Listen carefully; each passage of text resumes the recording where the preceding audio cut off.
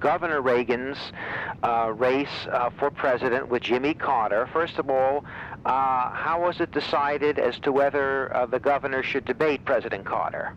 Well, this was a matter that had been thought about by Governor Reagan, the candidate, and the rest of us for quite some period of time. And it finally got down to the point where we got together in New York. We had to have an answer whether he would debate him or not. The issue was, did he want to get into a debate?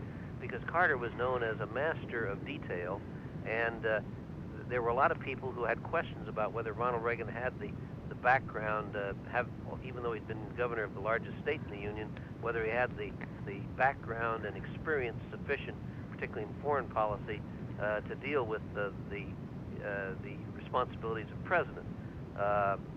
And so the feeling on some people's part was that Carter would outpoint him, if you will, in the debate because of this encyclopedic knowledge.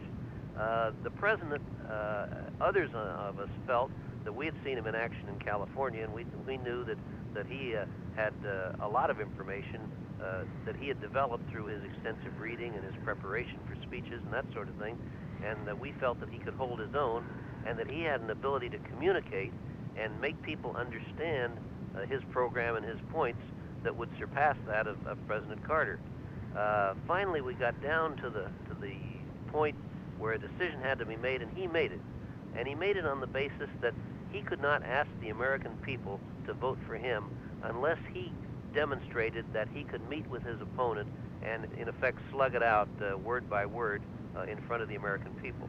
And I must say, handled himself very well. Well, he did. He certainly did. Now, there was a big to-do, again in the media, about the campaign of Reagan getting a hold of Carter's notebooks. Is any of that true? And if so, how did it happen? Well, it really happened more after the campaign was over, and there was a claim that he had gotten a hold that the campaign people had gotten a hold of some material of Carter's. There was somehow, and I don't know how it came into. There was a big investigation by the House, by a congressional committee. They never came to any valid conclusions, in my opinion. But I think that there were some people who somehow were either given or otherwise got a hold of some briefing documents, but they were not they were not strategic documents. They didn't reveal any strategy. They were more or less just compilations of information that Carter may or may not have used in his own preparation. But it was all publicly available information. There was nothing secret or strategic about it. But a big hoorah was made of this by the news media after while Ronald Reagan was in office during his first year. I don't know who got this material, or under what circumstances. I don't think that's ever been satisfactorily determined. But it certainly did not have any influence on him.